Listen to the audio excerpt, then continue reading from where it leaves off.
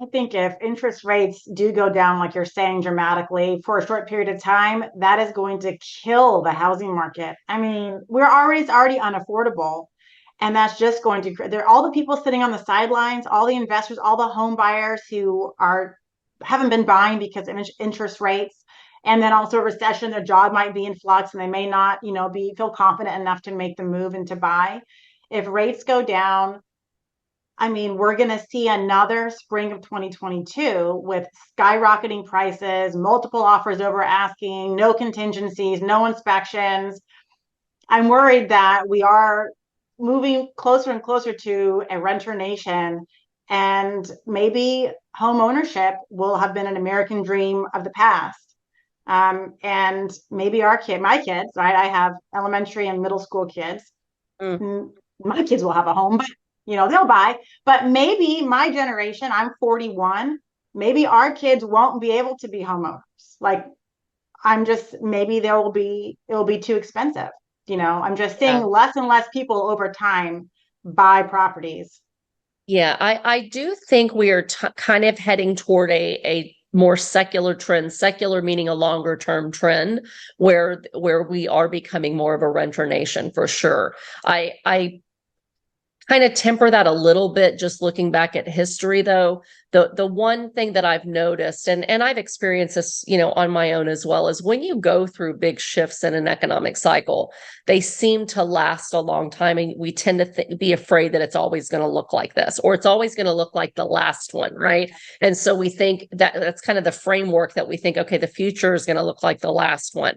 But the reality is, over many, many years, I'm going to say 100 years, I'm not that old, but I've gone back and studied, since the Great Depression, at least, what we see is that housing does remain fairly resilient. And as long as we continue to create jobs as a country, and that's a big, big important if we bring back production and we bring back manufacturing and we create really good jobs here in the United States to keep people employed, then I think that that's positive for home ownership over the long time. I think the United States can become resilient again. We're still the most resilient economy, compared to the rest of the world.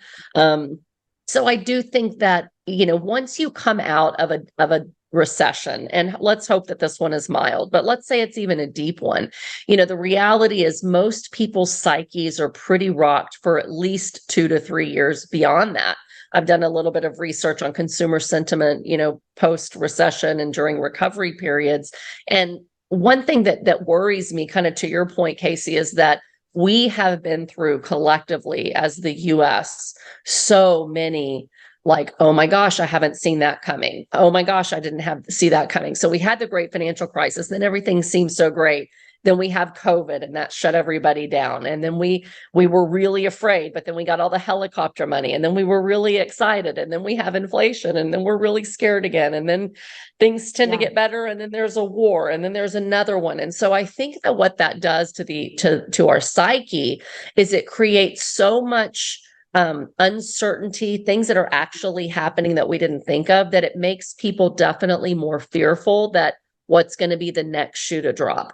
Is it finally wise for me to stop spending so much money? Do I need to pull back? Do I need to not save up money for a house because I have racked up all this, credit card debt, or I have car payments? And so I think these kind of things we've experienced, to your point, I think are going to rock the psyche of most Americans. And if you look at consumer sentiment reports and you look at sentiment on home buying and even sentiment of home builders, that it's suddenly very quickly changed to all being very negative.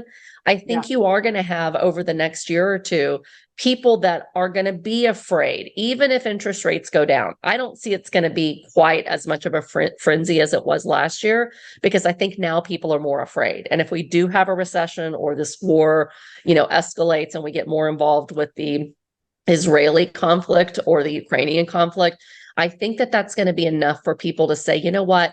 If I'm already in a low interest rate home and I really like my house, I'm not going to buy the carrot to be that move up buyer anymore, because now I'm more worried about the economy.